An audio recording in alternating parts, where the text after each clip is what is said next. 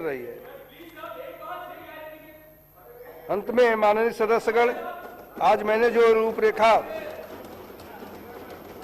Road map प्रस्तुत किया है वह केवल योजनाओं का संग्रह मात्र नहीं है, बल्कि हमारी महत्वाकांक्षा का प्रमाण है। हम एक ऐसे तेलंगाना का निर्माण कर रहे हैं जो नवाचार में अग्रणी हो, वंचितों के लिए एक सुरक्षित आश्रय हो और विश्व के लिए एक आदर्श बने। तेलंगाना आज एक असाधारण परिवर्तन की दहलीज पर खड़ा है।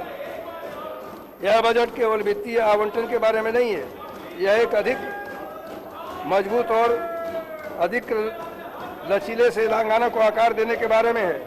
यह प्रगति के लिए एक रूपरेखा, न्याय के प्रति एक प्रतिबद्धता और हर नागरिक के लिए एक वादा है कि उनकी आकांक्षाएं मायने रखती हैं।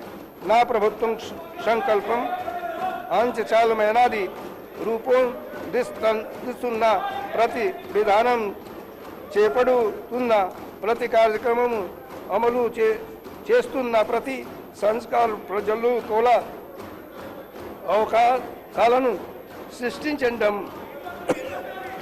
వారిని సాధికారత వైపు నడిపించడం మరియు సమ్మిళిత అభివృద్ధిని సాధించడం అనే లక్ష్యంతో ముందుకు సాగుతోంది. లక్ష్యం స్పష్టంగా ఉది దిశ నిర్ణయించ ముందుకు సాగుతున్నాయి. ప్రయాణం ఆగదు. అభివృద్ధి చెందిన ప్రపంచ నగరాలు దేశంలో తెలంగాణ పోటీ పూర్తిందు ప్రపంచ వ్యాప్తంగా విజయవంతమైన అభివృద్ధి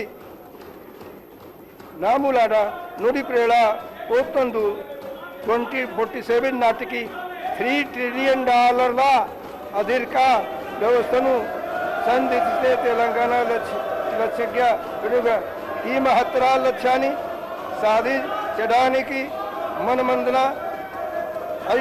ఐక్యతతో ఆత్మవిశ్వాసంతో దృఢ నిశ్చయం కలిసి ముందుకు సాగుదాం. జై హింద్, జై తెలంగాణ.